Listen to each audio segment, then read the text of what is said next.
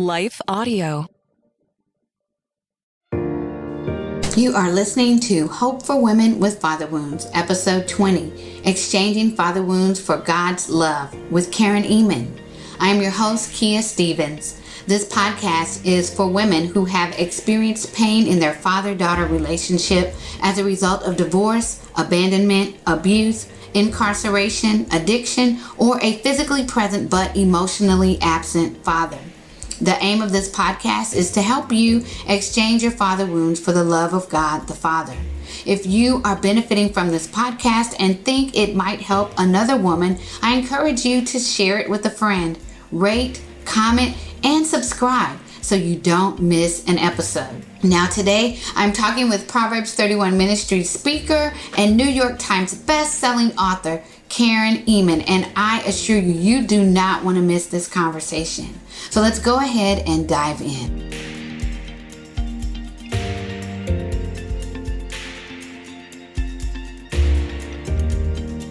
Before we get started, some of you may not be familiar with my guest today, so I want to take the time to just give you a snippet about who she is. And I'm sure after we finish, you're going to run out to Barnes & Nobles or hop onto Amazon and grab a couple of her books. Her name is Karen Ehman, and she is a New York Times best-selling author of 17 books. I did not make a mistake. 17 books, including the 2020 ECPA Devotional of the Year, Settle My Soul. She's married to her college sweetheart and the mom of 5, which I think is even more impressive than the 17 books. And she resides in mid-Michigan. Karen, it's so great to have you. Welcome. Well, thanks for having me, Kia. It's a pleasure. And I am so honored to have you here to talk with us about your relationship with your father, which I discovered when I was trying to prepare for our interview that you haven't talked about this relationship anywhere. So I feel so humbled that you decided to talk about it here. And I do want to say that the way this interview came about is so crazy, but think of maybe 5 years ago, five or 6 years, whenever you keynoted at She Speaks, I remember you were promoting Keep It Shut. Is that the correct title? Keep It Shut? It is. And in your keynote, you talked about your father and alcoholism, and your voice quivered. And I was sitting there. I was so brand spanking new. I always had a desire to write a book, but I was working on this blog, the Father Swap blog. And so I just pulled out the little file in my brain and dropped that nugget in there and closed the file and then went on about my business. And then several years later, I email you out of nowhere and say, Karen, you talked about this 6 years ago. Can I interview you? And you graciously said yes. And so here you are. I'd love for you to just get us started. Can you tell us a little bit about your upbringing, about your childhood? Was it happy? Well, that's a loaded question. It was happy up until about the second grade. I don't remember a ton about my life before the second grade, just that we moved right before I was in kindergarten. My parents built a home and we moved to a new part of the city.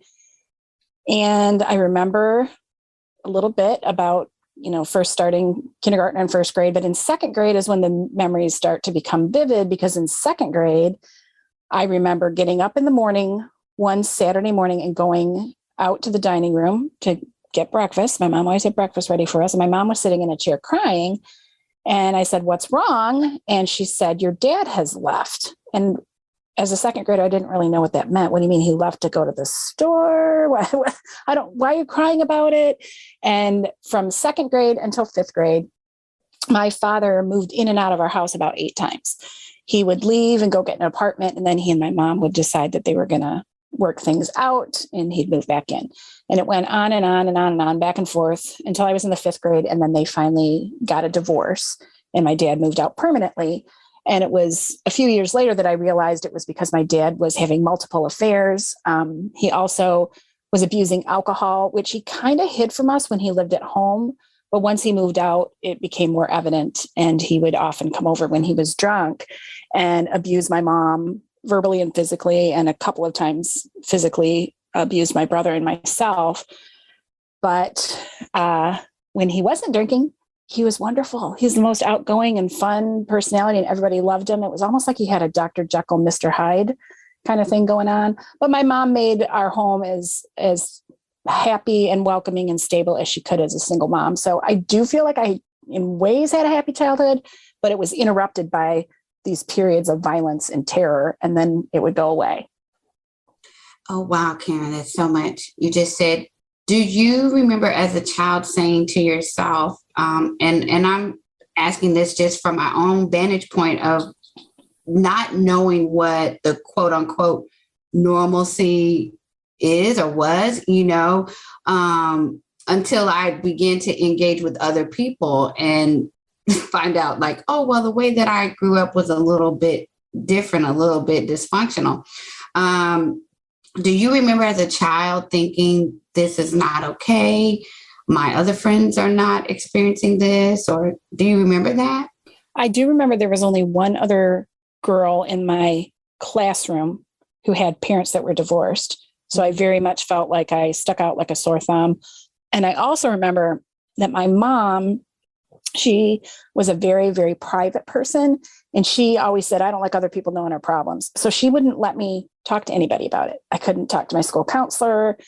When I was older and in high school, I wanted to talk to the youth pastor's wife, and she found out that I did, and she got really mad. She just really wanted to keep things on the down low.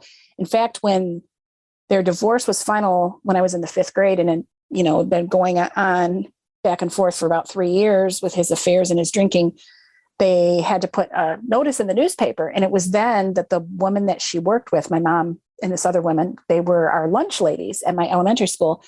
This woman was her best friend, and she didn't even know my mom was having trouble. She said, I saw in the paper that you and Pat got divorced. I didn't even know you were having trouble. Her own sister, my aunt, didn't know until it was a done deal. I think my mom really, really wanted to keep it hidden in hopes that he would stop having affairs, stop drinking, and stay with our family, and then nobody would ever know. And so she wouldn't let the truth come out until it was a done deal and they were legally divorced. So for a long time, I did feel like nobody else was in my situation because I only knew one other person whose parents were not still together. And I wasn't really close with that person. I just knew they were in my classroom. And so I really felt like an oddball, but I felt like I had nowhere to go because I couldn't talk about it to anybody. Yeah. Wow. And that is so telling of the time. I cannot imagine having to publicize a divorce in the newspaper. That's a whole lot for not just for your mom, but for her kids, to have to deal with that in the community. So you talk about your father being kind of like a Dr. Jekyll, Mr. Hyde. What were some of your fondest memories about your father? He was very outgoing. He was very fun. He was very encouraging. Like he was the one that would always be verbally encouraging and say, oh, you look so pretty in that dress, or, oh, you did such a good job when you were, doing your cheerleading, because he would come and watch my games. And so I also remember that he was very caring and that he would give little gifts. Like I remember one time I had sunstroke. I'd been out in the sun way too long and I got very sick. I fell asleep on our front porch, and my mom thought I was in the house sleeping, and I was actually in the bright sunshine.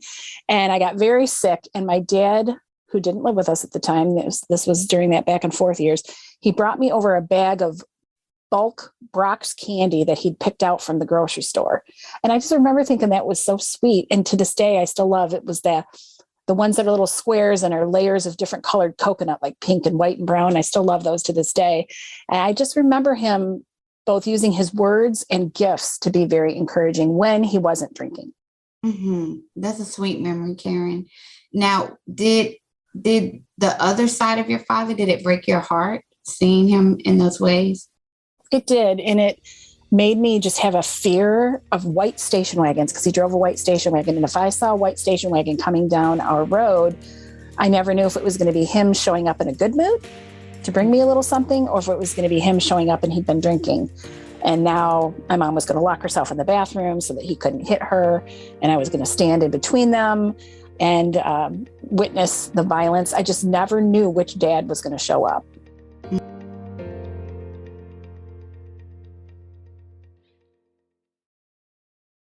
Si mantienes la cabeza en su sitio, cuando a tu alrededor todos la pierden, Si crees en ti mismo cuando otros dudan, el mundo del trading es tuyo. Trading 24 horas, un sinfín de oportunidades. Cuando ves la oportunidad, IG. Todas las operaciones conllevan riesgo. 76% de las cuentas de inversores minoristas pierden dinero en la negociación de CFD con este proveedor. Debe considerar si comprende el funcionamiento de los CFD y si puede permitirse asumir un riesgo elevado de perder su dinero. AJs Repairs Services is a full-service lawn equipment shop in Copperas Cove. They are veteran, family-owned, and operated. They happily repair all makes and models of lawn mowers, weed eaters, push mowers, chainsaws, and more. They also sell lawn equipment. AJs Repairs Services is a one-stop shop for all of your lawn equipment needs. 302 East Robertson Avenue in Copperas Cove, where you are treated like family. 254-542-8000. Go to ajsrepairservice.com. How did this kind of tumultuous experience with your father impact your development? I feel like it made me have a lot of real surface friendships. I had a lot of friends, but very few that I was really deep with, that I really told the truth about what was going on in my home or just in my own heart, what was going on, because I just learned, you don't tell other people your problems. It's none of their business. And so I had a lot of friends, but it was just very surface level. Mm-hmm. So I think that impacted me that way. I think spiritually, it was hard for me to see God as a father. And the first time I heard about God being a father to the fatherless and loving and caring, I remember thinking, this is all confusing, because when I think of father, I don't necessarily think of loving and caring. But when I heard that phrase that he's a father to the fatherless, that's what really drew me in. And then I think too, just like relationally, I know oftentimes that they say that women who've grown up with an abusive father or a dominant and controlling father are really destined to marry someone just like them. And I had that pointed out to me by my youth pastor's wife when I was in high school. So I, on purpose, looked for someone with the complete opposite personality of my dad. And I married someone who is not at all like my father. He's completely opposite. So in a way that ended up being good. But if I had not been alerted to that tendency in women, I think I look back now at some guys I did date and I think, oh, they were just like my dad. And they probably would have ended up in a situation where I was at least emotionally, if not verbally and physically abused. So I'm glad that I didn't go down that path. Yeah. When you say dated guys just like your dad, you mean personality wise, or you mean like they were displaying tendencies of abusive tendencies early on? Well, I think the couple I'm thinking of, they abused alcohol. And they had personalities that were outgoing, but they could also be very explosive. So I think kind of the combination was there. Mm-hmm. Mm-hmm. Wow.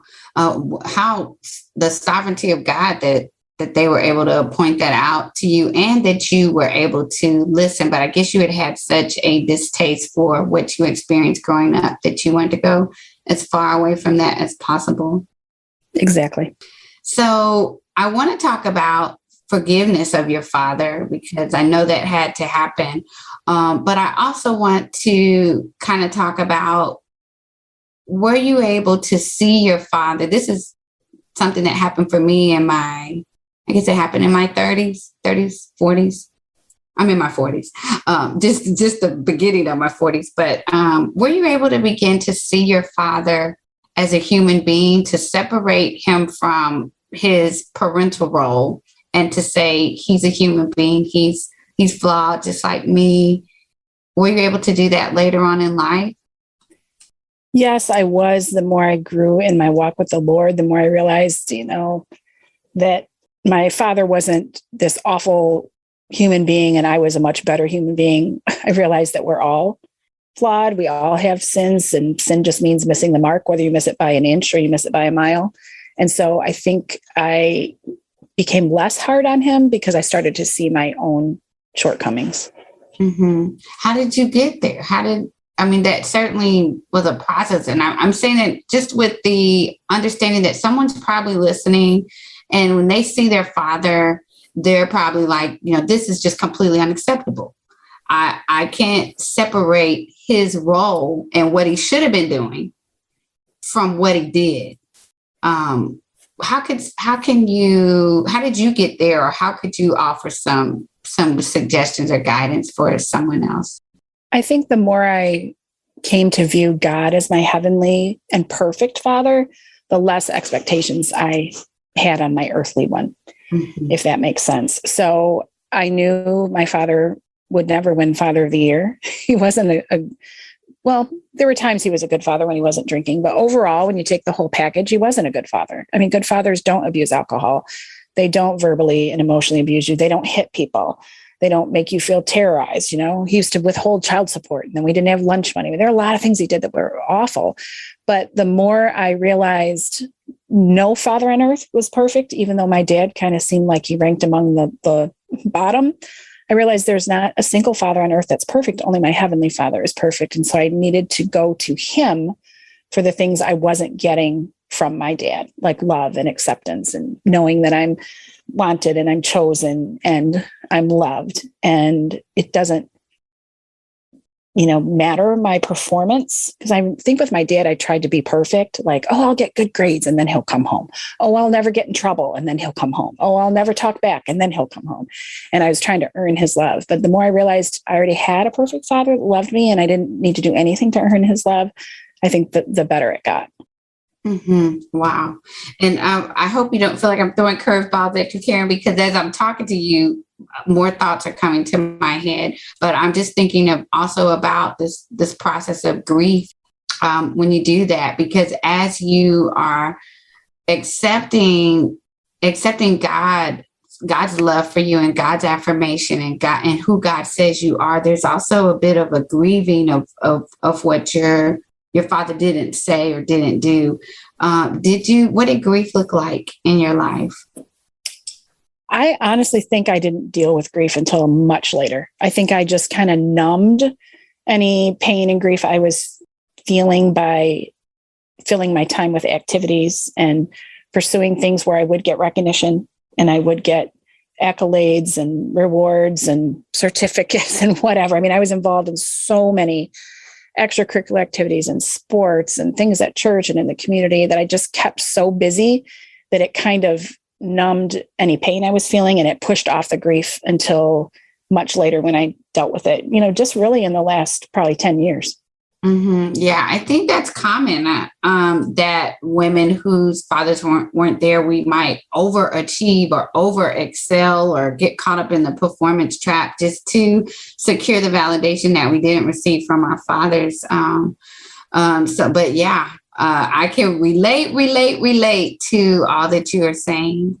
And then another challenge as you are forgiving and processing is now, how do I continue to engage in a relationship with this person, or what does that look like? As you get older, you start to see what's healthy, what's not healthy with laser sharp vision. Sometimes, if you're getting counseling, if you're in your word, how did you establish healthy boundaries, or did you choose to not stay in your father's life?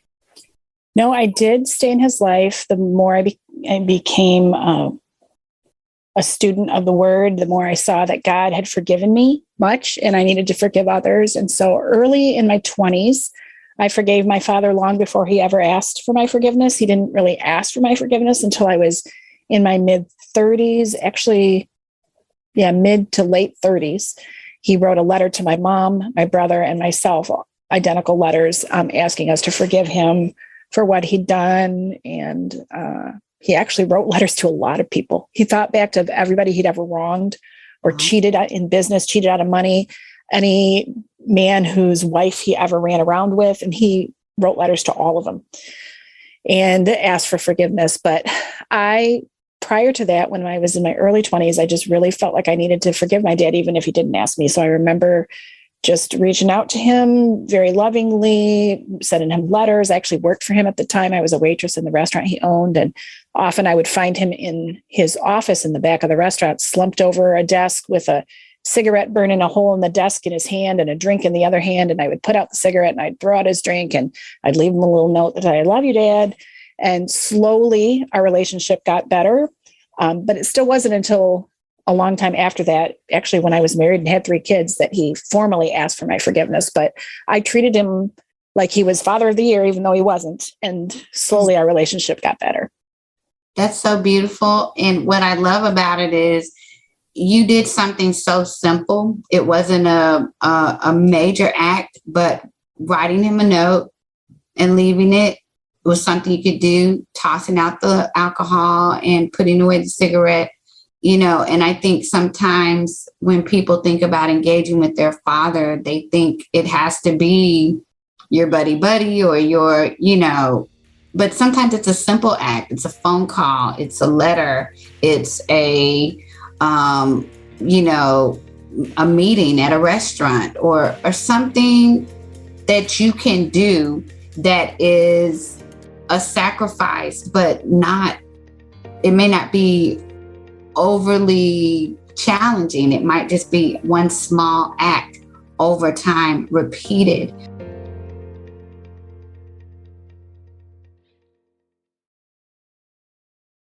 You've been listening to the Hope for Women with Father Wounds podcast, episode 20, Exchanging Father Wounds for God's Love with Karen Ehman. I hope this episode has been an encouragement to you, and I want you to know whether your dad is deceased, absent, divorced, unavailable, incarcerated, or you don't know who he is, sis, there is hope for you. Hope to be healed, hope to be secure, hope to be free, completely free, hope to be satisfied with the love of God. Yes, there is hope for women with father wounds. This was episode 20 of the Hope for Women with Father Wounds podcast. I am your host, Kia Stevens. If you are benefiting from this podcast and think it might help another woman, I encourage you to share it with a friend. Rate, comment, and subscribe so you don't miss an episode. Be sure and check out the links associated with this podcast so you can access several free resources for you. Also, I'm excited to announce that I will be publishing my first book for women with father wounds on March 7th, 2023. So be sure and subscribe to my blog at www.kiastevens.com so you won't miss any updates.